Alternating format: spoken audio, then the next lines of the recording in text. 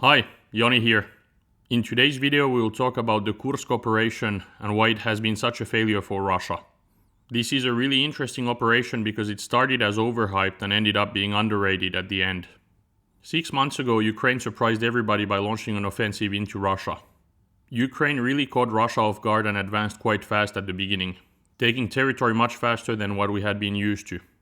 Ukraine showed to the whole world that Russia was overstretched, that it could not even defend its own borders with Ukraine. Ukraine also showed that the front can still move in its favor and that Russia can be defeated. That Russia is weaker than it seems.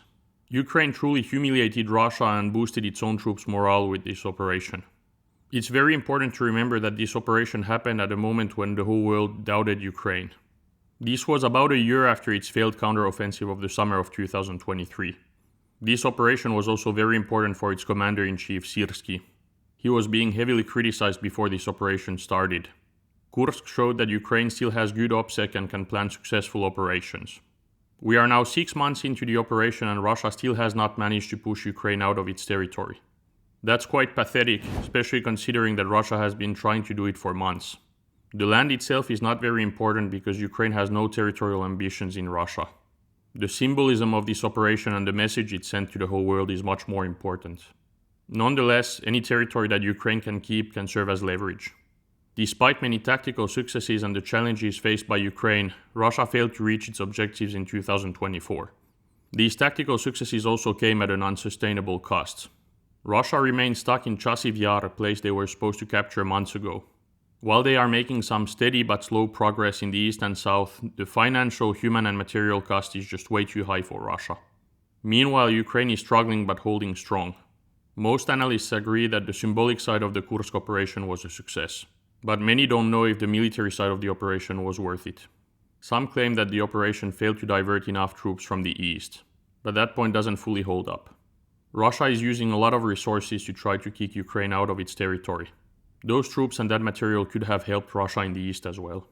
It may take a lot of time before we know if it was worth it on a purely military level. However, one could argue that making Russia fight on its own territory 3 years into an invasion it launched on its own terms makes the operation worth it. This symbolism and moral boost might be worth the land that was lost in the east because of this operation. It's also good to remember that many of the challenges faced by Ukraine in the east and south are not related to Kursk, but to a combination of different factors. Those include delayed and insufficient mobilization, training issues, command problems, unfinished fortifications, and importantly, a lack of aid by Ukraine's allies. The aid has mostly been too little too late. It's easy to blame the Kursk operation for Ukraine's failures, but the reality is more complex. And it's crucial to keep in mind that we still don't know all the implications of this operation. We won't have clarity for a while. And if a suitable opportunity arises, Ukraine should consider doing something similar elsewhere.